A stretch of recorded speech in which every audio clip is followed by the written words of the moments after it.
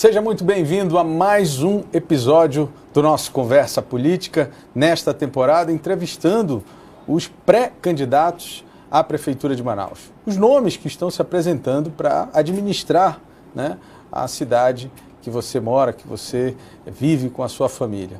E hoje nós estamos aqui com Orsini Júnior. Orsini, muito bem-vindo, obrigado pela sua presença aqui conosco. Obrigado você, Álvaro, um prazer estar aqui, a toda a equipe do Imediato. Muito obrigado pela oportunidade. Agora, Orsini, você apareceu, digamos assim, não nos 45 do segundo tempo, porque ainda tem a convenção. Você já apareceu no segundo tempo desse processo, né? Como é que foi isso? Conta pra gente. Olha, há 1 ano e meio a gente, depois de ter passado pelo o antigo governo, saímos da Secretaria de Turismo e comecei a ver essa possibilidade de não mais fazer coordenação nem bastidores políticos e passar para a vida pública direta, né? O trabalho que a gente realizou na Amazonas Tour me incentivou a vir realmente a ser um político. E aí nós estamos trabalhando todo esse tempo, construindo um partido, né? Reconstruímos aí o PMN. Hoje temos um partido com 5 vereadores e num consenso geral do grupo, a gente decidiu por candidatura própria. Haja visto que a gente não conseguiu interlocução nem articulação com alguns projetos que não se identificavam com o que a gente queria. Mas aí entra uma questão, assim, para mim é muito importante esclarecer. Você trabalhou, digamos assim, com muito afinco, né, nessas movimentações do ex-governador Amazonino Mendes, tanto na época para governo, no mandato tampão, e agora, mais recentemente, nessa pré-eleição, né, onde a gente nem sabia se ele ainda iria ser candidato. E aí, de repente, você... É uma ruptura ou não é uma ruptura? Não, deixa eu te falar. O que está acontecendo é que são 2 projetos diferentes, né? Tem um projeto dele, tem o nosso projeto aqui no PMN. Eu respeito, humildemente respeito a todos os projetos e a todos os candidatos. E por uma decisão do colegiado do partido, por enxergar que nós temos também um projeto bom para Manaus, colocamos o nosso projeto à disposição da população. Então não é através de briga, nem de confusão, nem de ruptura, nem de... Não, é simplesmente projetos diferentes e que caminham por estradas diferentes. Nós temos o nosso projeto, o governador Amazonino Mendes lá tem o projeto dele e nós vamos caminhar com o nosso aqui para dar mais opção para a nossa população. E é um projeto para valer? Para valer. É um projeto para valer. Você vai até o final? Vou até o final. O partido tem essa vontade, tem essa esperança de que nós podemos ser, sim, uma alternativa para a nossa cidade. E eu observei, inclusive, que vocês lançaram candidatos em municípios importantes também, né? Isso é parte desse movimento? Parte desse movimento. O nosso fortalecimento político, né, Álvaro, você sabe e acompanha também, e o papo aqui é político, a política não se faz sozinho, né? Claro. Então você tem que aglutinar, você tem que conversar, articular, fazer as alianças necessárias. Partindo desse princípio, nós temos aí candidatos a vice-prefeito, candidatos a vereadores no interior, candidatos a prefeito, e não seria diferente na capital. Nós temos um projeto para a capital do estado, com muito trabalho, com muito amor, muito carinho e muita humildade, mas tocar um projeto diferente e se mostrar como alternativa. O PMN vem para isso. Certo. Agora, eu queria falar um pouco sobre essa questão do novo e da experiência, porque eu acho que isso é uma coisa que está, nesse momento, muito observado pelo eleitorado, é a capacidade de gestão, né? Porque o novo, pelo novo, talvez não tenha sido suficiente, né? Eu não falo só do Amazonas, mas acho que no Brasil como um todo há um certo questionamento dessa falta de experiência, né? E falo inclusive da presidência da República. Mas e nesse momento em que você coloca o seu nome, você se acha já capaz de administrar uma cidade como Manaus, com todos os seus problemas, com tudo que ela tem de problemática para ser resolvido? Ah, sim, eu me acho muito capaz. Primeiramente, eu quero te dizer que não é questão de idade, né? Não é novo, não é velho. É questão de vitalidade, experiência, oxigenação. Manaus precisa ser cuidada. Você tem que estar aos 4 cantos de Manaus observando os problemas. Nós não temos aqui problemas sem solução. Basta trabalhar que você consegue. Nós temos tecnologia para ajudar, temos muitas ferramentas que estão faltando serem usadas em Manaus. E quanto ao preparo, eu venho há 25 anos labutando na política, já assessorei várias pessoas, já ajudei, fui diretor de relações, fui secretário de Estado Então, de administração pública eu entendo bastante e pode estar certo de que eu vou usar todo esse conhecimento que a gente tem para melhorar a qualidade de vida em Manaus. Bom, aí você fala em qualidade de vida e uma coisa que eu tenho perguntado aqui com uma certa frequência é em relação à questão econômica. E eu sei que você tem uma ligação um pouco estreita com o turismo, né? Isso é uma coisa, inclusive, que faz parte do seu currículo. E eu tenho uma dúvida, porque a sensação que eu tive quando perguntei sobre isso de todo mundo, ficou muito naquele campo ideológico. Ah, o turismo é legal, o turismo, vamos transformar isso numa matriz econômica e tal. Mas eu nunca ouvi ninguém dizer assim, olha, é possível que o turismo seja de forma, de fato, algo que vá sustentar a nossa economia. Eu não ouvi ninguém dizer, é possível isso? Claro que é, claro que é. E nós temos recursos para isso. O pior, o que mais nos dói, enquanto amante da causa e credores no turismo, é que existem recursos específicos para isso, mas que não são investidos no turismo. Como é que é isso? Nós temos o Fundo de Turismo do Estado e o Fundo de Turismo Municipal. O Fundo de Turismo do Estado tem sido usado ultimamente para repor rombos, ou na saúde, ou na educação, o a bel prazer do Executivo, menos para ser investido no turismo. Vale lembrar, Álvaro, que o turismo não é despesa corrente.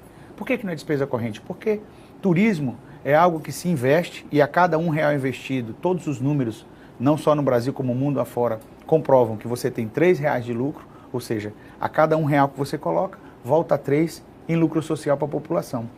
E, mais ainda, nós temos este fundo, tanto estadual como municipal, que deveria ser usado somente para o turismo, e não é. E aí você me pergunta, é possível? Claro que é possível.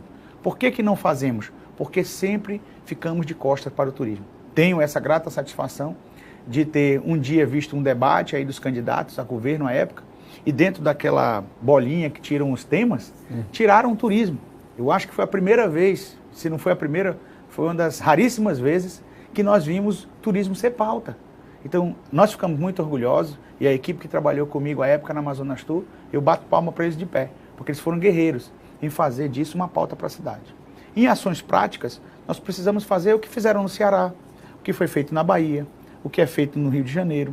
Nós temos que equipar melhor a cidade, turisticamente, sinalização, acesso, acessibilidade, aparelhos turísticos renovados, um City Tour que está extinto, não sei por que acabaram com o City Tour da cidade, era gratuito, você podia instruir a população, preparar a população de que realmente nós podemos ter uma matriz, e ela não vai nascer assim, né? Até porque o distrito tem 50 anos. Pois é, quanto tempo demora, na sua perspectiva, para a gente começar a colher frutos, se realmente forem feitos investimentos em turismo? Só para a gente ter uma ideia de tempo que a gente vai ter que esperar pelo esse resultado. Então eu vou te dar o exemplo do que foi prático. Quando nós ficamos um ano na Amazonas Tour, nós investimos em congressos, porque o turismo de eventos, que não é festa, pessoal, turismo de eventos, ele traz muitas pessoas para a cidade. Esse turista de congresso, ele passa de 2 a 3 dias aqui, deixando o dinheiro na cidade. Nós fomos, primeiramente, a primeira viagem que eu fiz foi para recrutar o Congresso de Engenharia de Pesca. Ele aconteceu agora, em 2020, né? Mas ele aconteceu porque em 2018 foi captado. Então, na minha opinião, em 2 anos você vai sentir muita diferença no fluxo turístico. Dá para fazer coisas que em 1 ano resolve. Por exemplo, investimento maciço no destino, em relação à mídia. Nós fizemos um festival de Parintins irretocável, graças a Deus, com a ajuda de Deus e de todo mundo lá e os moradores de Parintins. Vendemos 99,75% dos ingressos. Fato inédito, nunca foi vendido. Fizemos mídia na CNN, divulgamos o festival em 39 países, levamos o Boi de Parintins para Washington, ou seja, trabalhamos efetivamente na divulgação. Como é que você vende um produto se você não divulga o seu produto? Faz só propaganda aqui, né? Para o umbigo, isso não resolve. Então, Manaus tem um potencial turístico fantástico, mas nós temos que ter uma melhor marina, temos que ter um porto de embarque e desembarque na Ponta Negra, temos que melhorar a condição de visitação do encontro das águas, né? Temos que ter horários de museus, temos que reforçar os pontos turísticos da cidade com segurança, temos uma guarda municipal que está escondida, não sei onde está, e precisa estar nesses pontos turísticos, ou seja, temos que voltar o viés turístico. Quer ver um grande exemplo? Nós fomos escolhidos a melhor host city, ou seja, cidade anfitriã da FIFA. Você lembra o trabalho que foi feito aqui? Sim. De recapeamento de ruas, de tudo que o caderno da FIFA precisava, e eu trabalhei a essa época no governo, e fui uma das pessoas que coordenei a operação. foi tudo montado para dar segurança ao turista. Tínhamos clínica do turismo lá de atendimento ao turista lá no Hospital Tropical. Ou seja, quando a cidade passou a olhar para o turismo como algo importante, é natural que o turismo vai dar resultado. Tá, mas é aí, por que até hoje, e você participou de outros governos, até hoje a gente não conseguiu ver efetivamente essa, digamos assim, essa mobilização em torno do turismo? Será que é só falta de vontade dos políticos? Não, é falta de continuidade, é falta de um planejamento estratégico de turismo que dure pelo menos 5 anos. Né? É o tempo de começar a maturar uma matriz econômica. É como eu estou te falando, o turismo tem, o distrito tem mais de 50 anos. E hoje ele chega na sua maturação. Né? A gente já sabe o que dá certo e o que não dá. O turismo investe um ano, ou no ano seguinte já não tem mais investimento. Aí passa 2 anos sem investir, aí volta a investir de novo. Sem essa continuidade, nós não chegaremos a lugar algum. Então, nosso projeto no PMN é chegar na prefeitura e passar 4 anos investindo maciçamente no turismo para gerar emprego e renda para as pessoas. A indústria do turismo é uma das maiores do mundo. Sim. E a gente não usa ela. Nós temos, e não precisa de decreto de ninguém, ninguém decretou o uso da floresta, ela está em pé. Praticamente ela está em pé por conta da matriz econômica que existe hoje, que é o distrito. O nosso povo amazonense não precisa cortar árvore, cavar para achar ouro. Ele tem emprego e renda dentro do distrito industrial. Sim. Então o que falta não é só realmente comprometimento, é um planejamento estratégico, a execução desse planejamento e que os governos deem continuidade, porque senão toda vez a gente tem que voltar lá e explicar, olha, o turismo é importante, olha, o turismo é importante. Isso você fica se repetindo e enxugando gelo. Então temos que ter leis, temos que ter projetos, temos que ter direcionamentos para que o turismo realmente caminhe sozinho e não fique à beira, à mercê de, olha, não vou fazer isso porque foi fulano que fez, então eu vou tirar o City Tour porque não fui eu que fiz. Que é isso? É um serviço que a cidade precisa, é um serviço que está disponível e ajuda não só o nosso turismo, como o intramarketing, ou seja, muitos amazonenses não conhecem 10 pontos turísticos do Amazonas. Agora, Ocine, eu falando um pouco de turismo, me vem a questão da infraestrutura, porque é natural. Você certo. Até citou um pouco essa questão da infraestrutura. São correlatos, né? Acaba que o cara vai precisar da rua, vai precisar do transporte e tudo mais. E esses são problemas crônicos da cidade também, né? E é óbvio que a população tem uma expectativa muito grande para quem está se propondo a administrar em ter ideias diferentes. Eu queria que você falasse um pouco da sua ideia para esse sistema de transporte da cidade, principalmente o coletivo, né? Como é que você imagina isso? Só quero te lembrar que o turismo é isso, tá, gente? O turismo está em todo lugar. Então, no turismo não se mexe só com o turista que veio do avião e voltou, não. Se mexe com tudo, inclusive com infraestrutura e com transporte coletivo. Eu acho que o grande erro que a gente vem cometendo ao longo do tempo é não integrar os sistemas. Nós temos o sistema executivo, temos o sistema alternativo e temos a linha normal. Esses 3 sistemas não se falam. Se você for em Uberlândia, se você for em Resende e em várias cidades menores que Manaus, esses sistemas estão integrados por bilhetagem eletrônica. Como é que você quer que uma cidade tenha um fluxo de trânsito se você tem 2 faixas de ônibus, uma azul que está pintada e a outra que não está, mas que existe, e os carros no meio? Isso não vai dar certo nunca. Você tem que integrar o sistema e o transporte nas vias de autopista tem que ser de massa. Quem tem que fazer a coleta do passageiro ao terminal é o transporte de menor porte. Né? Então, não tem que inventar a roda, não tem que modificar, quebrar, fazer metrô, não penso em nada disso. Penso numa integração do sistema, penso sim num sistema de bilhetagem eletrônico para que as pessoas possam realmente usar o bilhete único e ter acesso ao sistema de transporte da cidade. Penso sim que a qualidade do transporte tem que ser melhorada. Nós, na pandemia, não podíamos andar em pé nos ônibus. E eu não vi nenhuma empresa de ônibus falir. O sistema funcionou.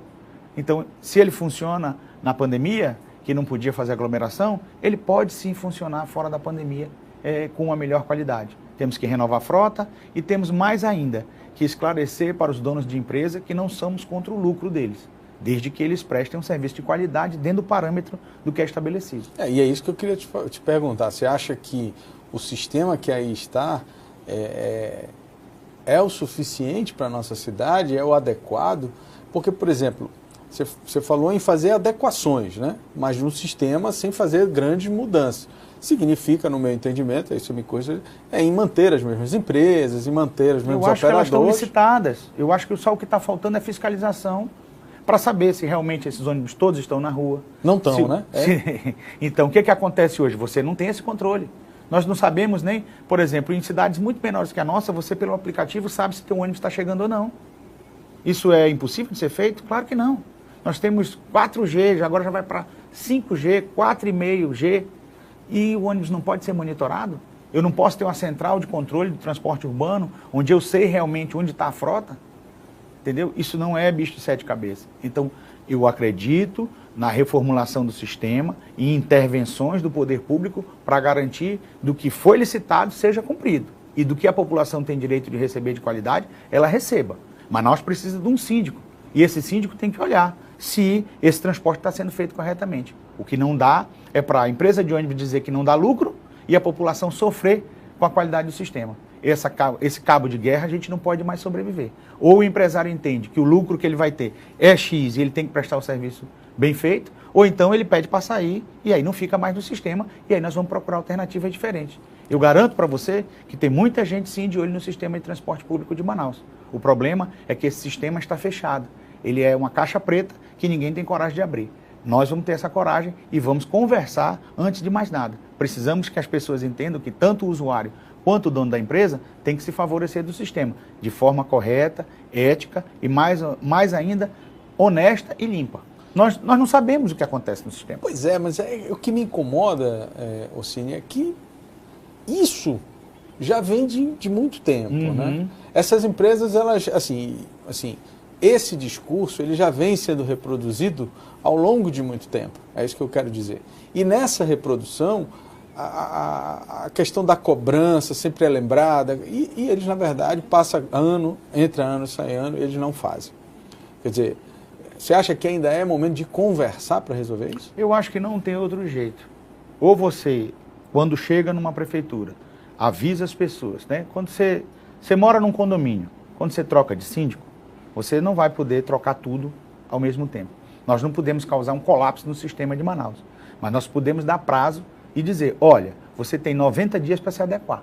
Se você não se adequar, nós vamos fazer as penalidades cabíveis. O que eu acho que falta no sistema é fiscalização, é tecnologia, é gestão e organização.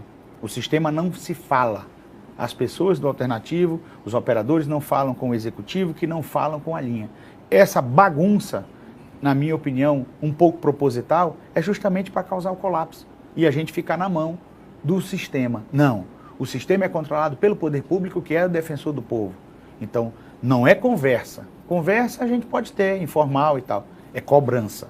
É que a pessoa que realmente tem que fazer o que tem que fazer, seja cobrada para entregar o serviço que lhe é devido. Não adianta que nós não vamos construir metrô em Manaus, nós não podemos fazer elevado em Manaus imediatamente. Agora, claro, há de existir um planejamento estratégico para o futuro da cidade.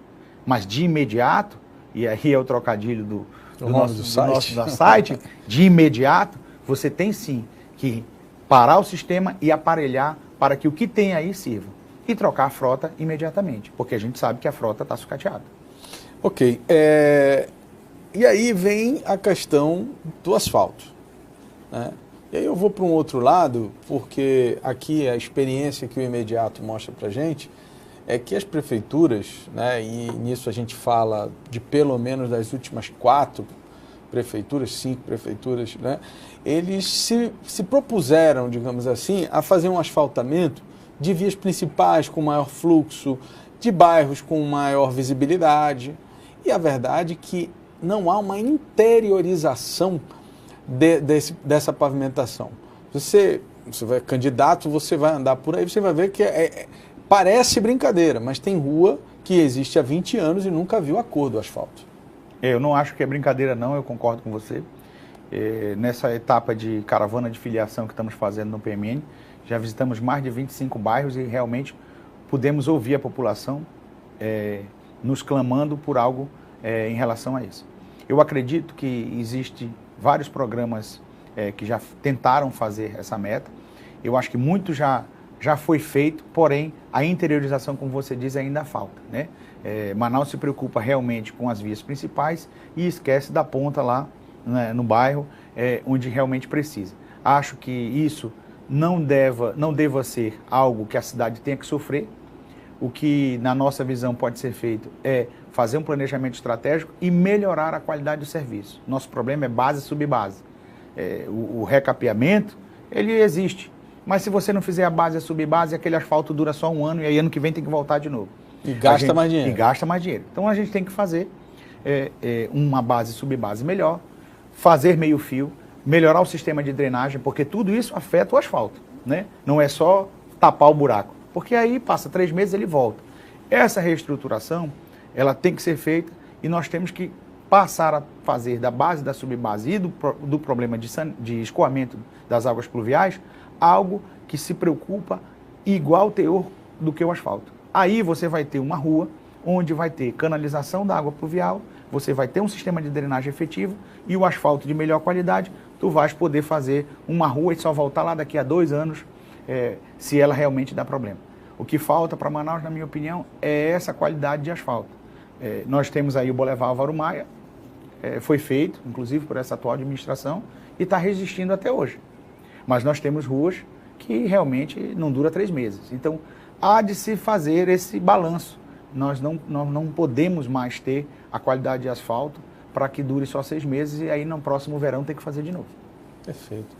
Olha, e eu queria falar um pouco com você sobre saúde. Nós vivemos aí uma pandemia e ficou muito claro para mim que nem estado, nem município, e acho até que nenhum estado e nenhum município, no que pese ser uma doença diferente e tal, estava preparado para enfrentar, ou pelo menos tinha uma estratégia, né? Porque ainda que você não tenha a cura, você tem que ter, né, mecanismos de Estado para você combater aquele mal.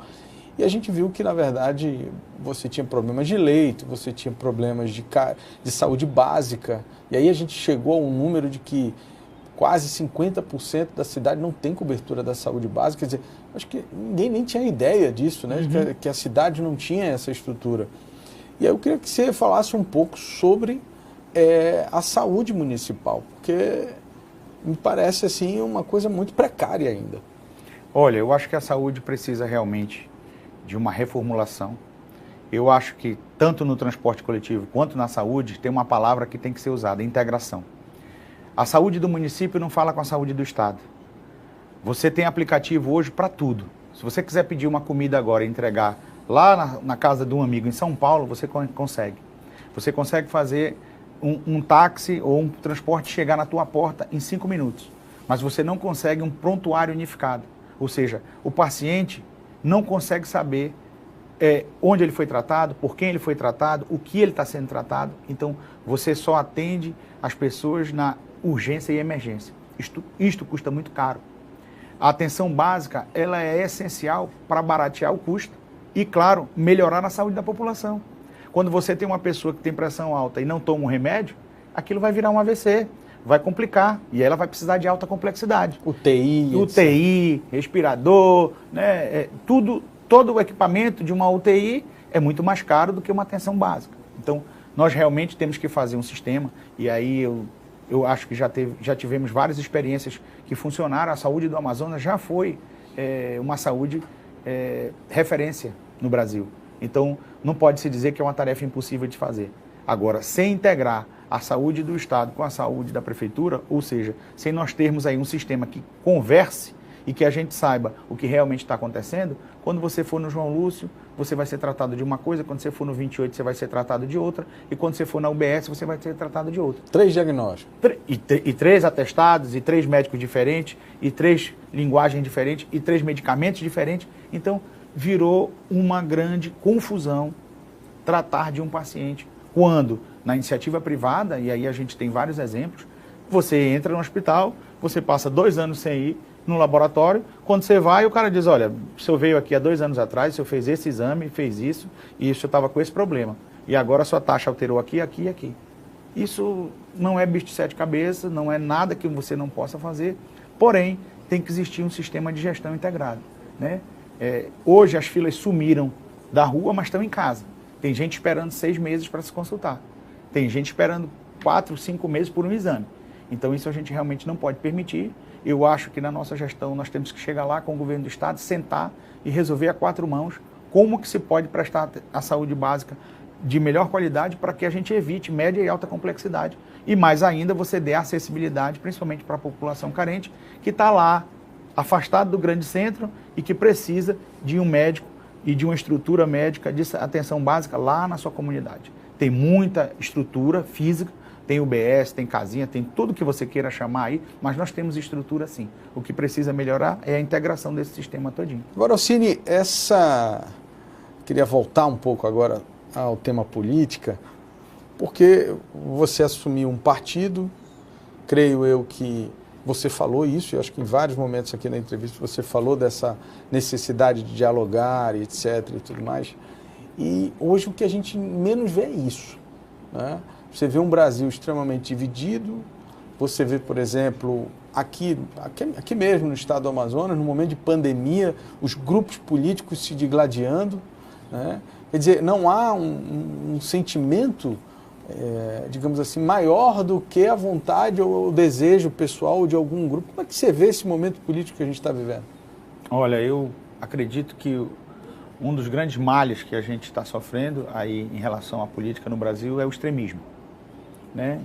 Extrema direita, extrema esquerda. Não, assuma posições de direita e de esquerda, mas não seja extremista. O extremismo cega, né?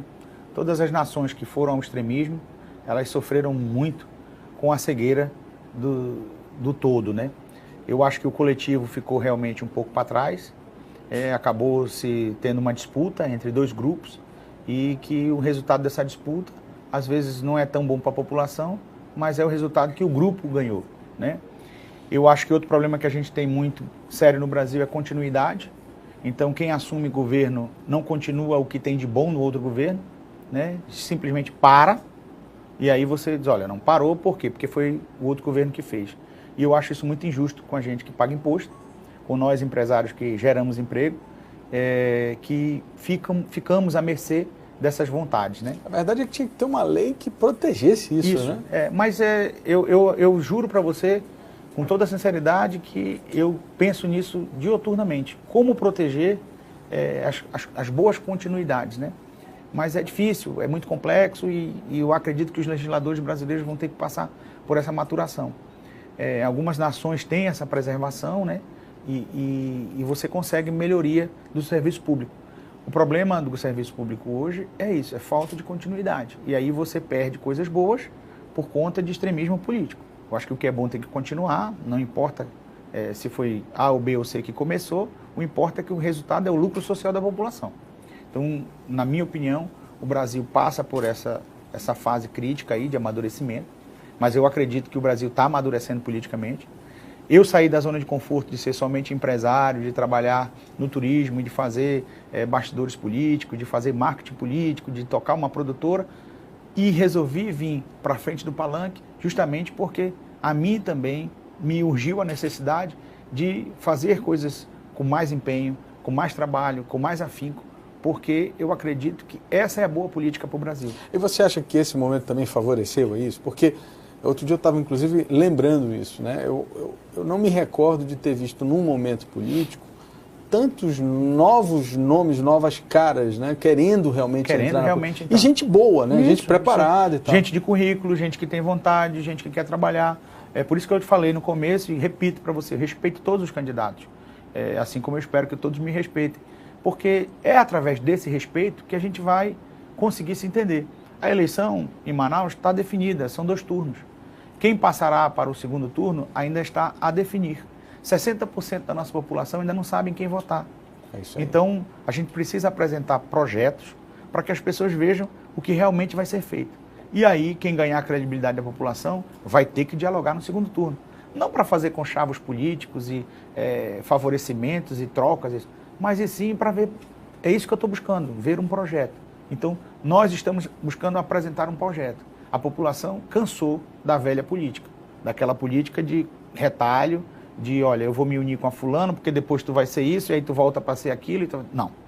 Nós no PMN não vamos fazer isso. No possível governo seu não terá esse tipo Não terá esse tipo de coisa. composição. Um possível governo nosso, que se Deus quiser, com a graça de Deus e a confiança do povo, nós iremos descer do palanque e vamos governar com todos e para todos. Você não pode tirar uma pessoa que é boa em uma área.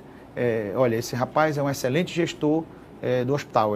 O hospital de referência aqui, ele é diretor do hospital. Ah, mas ele era fulano, então eu vou tirar ele daqui. Não faça isso. Se você é gestor público, eu lhe peço, procure ver o currículo das pessoas, procure realmente valorizar quem tem um grande serviço ao setor público, independente da preferência política, porque a preferência política muda. Eu acredito que se você é do executivo e você lidera um estado, lidera um país, lidera uma cidade, você precisa ter a humildade de reconhecer o valor das pessoas. E essa humildade nós temos. Eu jamais iria fazer um governo de perseguição, olha, tu é a favor, tu é contra. Não, eu quero gente que trabalhe e que seja a favor da população. Esse é o grande ideal de um governo. Agora, esse momento também, Cine, me parece que alavancou as minorias, né? Então você vê muita discussão em torno de gêneros, religião e tal. Eu queria que você falasse um pouco de gêneros. Como é que você vê essas questões? Olha, a sociedade, ela avança em todas as direções. Como todo avanço, ele causa mudanças. E essas mudanças, às vezes, ficam mal interpretadas. Então, para mim, em política de minoria, você tem que tratar com a minoria. Não adianta você, gestor público, ou dono de um mandato, querer impor política para a minoria. Você tem que fazer aquilo que eu te falei, ouvir as pessoas e governar junto. Se você não fizer isso, você não sabe. Você sabe o que uma mulher passa dentro de um coletivo?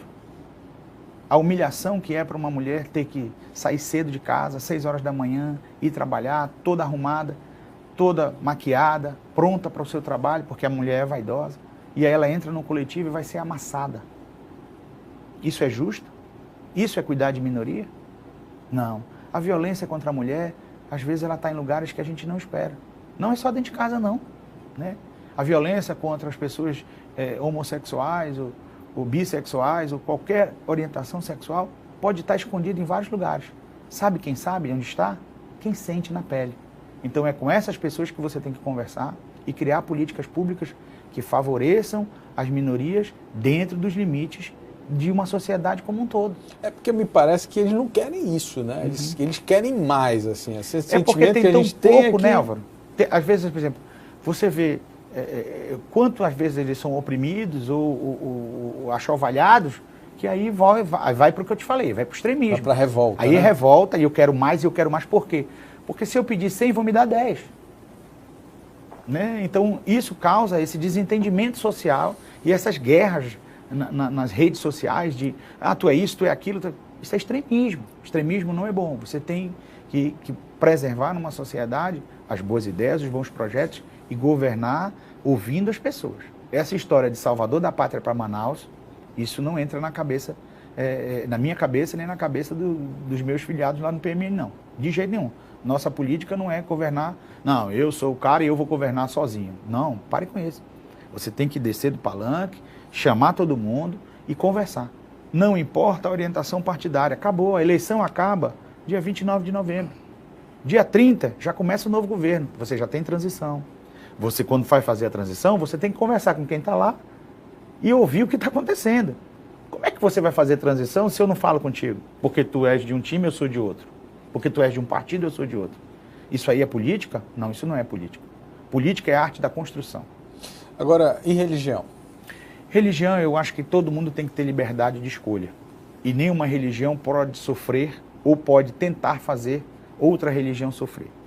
Eu sou uma pessoa católica, respeito todas as religiões, já tive em outras religiões, agora mesmo tive um culto aí na Madureira sábado passado com os jovens, eu fui convidado a comparecer ao culto, fiquei maravilhado com a pregação do pastor e, na minha opinião, não cometi pecado algum, porque eu sou católico, fui numa religião de crentes, fui num templo, fui para um culto, não, eu acredito na bondade das coisas. Todo propósito religioso é pelo bem da humanidade, é pelo bem da população. Quando você tem Deus no coração, não importa a sua religião. Alcançando Deus, você está fazendo o uso da boa religião. Quando você coloca o seu interesse pessoal, a sua preferência pessoal, na frente do amor a Deus e no respeito ao homem, aí você não está fazendo religião, não. Você está desvirtuando o caminho da palavra e você precisa se encontrar. É só ler a Bíblia. E aquela ideia de botar ideologia de gênero nas escolas, porque aí já entra uma outra questão que vai além desse respeito que você está falando. Sim. É querer incluir, digamos assim, dentro de uma estrutura, de uma política de Estado, ainda que seja no município, é uma questão de minoria. Como é que você vê essas questões? Isso é só um exemplo, mas assim tem tantos outros. Deixa eu te explicar o que acontece. Eu acredito que um grande câncer que a gente tem hoje na sociedade é a falta da família. A família está subvalorizada. Então nós não temos mais a educação familiar. A vida se tornou uma grande pandemia que nós temos que trabalhar, porque senão a gente não vai conseguir sobreviver, e aí a gente acabou esquecendo de cuidar da instituição família. Eu acredito que tem coisas que você só aprende na escola, e aí é onde a escola tem que realmente fazer o seu papel, e tem coisas que você só aprende dentro de casa com a família. Não dá para inverter os papéis e achar que a escola tem que ensinar tudo. Uma das coisas que eu acredito que você tem que ensinar na sua família é o respeito a todos. Isso você não aprende na escola. Talvez seja por isso que tenhamos tantos incidentes por aí. Porque o garoto já chega de casa sem aquela educação familiar, vai para a escola, desrespeita professor, desrespeita colega, desrespeita diretor, quebra o patrimônio público, entendeu? Picha, faz N loucuras. Aquilo não se aprende na escola. A educação doméstica tem que ser valorizada. Eu acredito que você tem que preservar a instituição família. Então você acha que essas questões elas têm que ser tratadas na família? Eu acredito. E não na escola? Não na escola. Porque o professor não é teu pai, não é tua mãe. Ele é teu mentor, teu instrutor, teu técnico, teu coaching, mas tem coisas que você tem que aprender com o seu pai e com a sua mãe. Como a família está muito, muito desvalorizada na sociedade, né? O respeito aos mais velhos, o respeito às mulheres, aos idosos, ao ser pai, né? Isso passou a não ser mais algo que a sociedade vê como bons olhos, né? Tem gente até rindo de quem é mãe, rindo de quem é bom pai. Então a gente perdeu um pouco desse valor e a gente tem que tentar, através de toda a possibilidade dentro da promoção social, da promoção educacional, valorizar a família. Perfeito. Agora, a gente já está caminhando ali para o final da nossa entrevista. Eu queria tocar nesse tema antes da gente finalizar, porque eu vi um movimento aqui no Estado de diminuição da importância do esporte. A gente falou de educação. Como eu vi isso, né? O Estado acabou com a secretaria, município idem, né? Na verdade não acabou, porque também seria injusto, né? Meio que juntou. Ali. Mas isso é diminuir o papel, né, de algo que eu creio que a sociedade, principalmente a mais carente, vê como muito importante. Você vê, por exemplo, no futebol, muitos garotos recuperados, garotos que só tiveram oportunidade na vida porque foram para o esporte, senão não teriam, né? Porque a educação não alcançou eles, só foi o esporte que alcançou. Como é que você vê isso? Olha, eu vejo esse tratamento. Eu acredito que a junção do esporte com a educação não é ruim. Primeiro porque você consegue usar a verba federal e aí a Secretaria de Esporte não fica só dependendo dos cofres estaduais que às vezes não tem para colocar. No Fundeb. Nos grandes países, como os Estados Unidos, China, Rússia, o esporte realmente está inserido dentro do contexto educacional da escola, né? Eu acho que um grande pensamento que a gente tem dentro do PMN é fazer com que as escolas municipais sejam de tempo integral. Porque aí você vai ter tempo para explorar aquela criança tanto em línguas, como informática, como esporte. Porém, eu acredito que uma das ferramentas que pode ser usada para aumentar a nossa qualidade na vida das crianças e na vida dos esportistas é o terceiro setor. Os institutos, as ONGs, as OCIPs, elas estão subutilizadas. Quando você integra com a sociedade através desses institutos, você, com pessoas sérias, claro, você consegue realmente fazer uma melhor disseminação do esporte. Você vai ali no campo do Jorge Teixeira, tem pastores que estão ensinando futebol para as crianças, sozinhos, precisando às vezes de um equipamento e de uma bola. Será que o poder público não podia conveniar isso? E aos poucos ir testando se aquele instituto é sério e vai e volta e vai. Facilita muito para a administração pública. Nós no turismo, lá na Amazonas Tour, eu fiz mais de 73 convênios, não me arrependo de nenhum, porque fomentamos o turismo nas cidades através de convênio com as prefeituras ou com instituições que tinham uma idoneidade. Então, há de se governar junto. E eu acho que o esporte precisa estar inserido dentro da escola, porque você consegue usar a verba federal que é destinada a isso. Eu acho que o esporte precisa ser algo de grande importância dentro da educação, assim como eu fiquei surpreso de saber que algumas escolas municipais não têm laboratório de informática. Né? Como é que pode? Nós no século XXI, nós não temos aí laboratórios de informática nas escolas municipais. Quase que alejar um cidadão, né? Mas eu te garanto que o garoto está lá no tablet e no WhatsApp. Muitas vezes não sabendo utilizar a ferramenta, só usando para coisas fúteis. Por quê? Porque não está aprendendo dentro da escola. E nós temos aí um parque industrial que pode ajudar, que pode nos fornecer tablets, pode nos fornecer computadores. Então, temos como fazer mais coisas. Eu acredito que estamos precisando de pessoas com muito trabalho, com muita vontade de trabalhar para poder realizar essas coisas. E o esporte, na minha opinião, é algo muito, muito substancial dentro da educação, porque ele ajuda no espírito de equipe, ele ajuda a alcançar metas, ele ajuda a tirar as pessoas da rua, ele ajuda a tirar as crianças da droga, do ócio, né? Tudo isso. E o terceiro setor, na minha opinião, é uma grande ferramenta que você pode fazer isso. Perfeito. Cínio, eu quero te agradecer, desejar sucesso nessa caminhada. Eu sou um entusiasta desses novos movimentos políticos. Eu acho que a oxigenação é o momento, né, da gente oxigenar, da gente trazer novas ideias. Fico muito feliz. E eu acho que isso é importante para a sociedade e para as cidades como um todo, né? O mundo e a vida, ela naturalmente ela evolui, né? E é preciso que a gente tenha pessoas dispostas a assumir essas responsabilidades que são muito grandes. Então eu quero desejar sorte a você nessa caminhada aí. Eu quero te agradecer a oportunidade, agradecer a você que nos assistiu. Dizer que realmente essa é a nossa vontade, oxigenar, trabalhar, dar duro, construir uma Manaus melhor, com ideias novas, com ideias importantes para a cidade e mais ainda com a integração entre o governo e a população. Lembrando que eu te disse, volto a te dizer, não existirá salvador da pátria para a nossa cidade. Nós temos que assumir esse compromisso.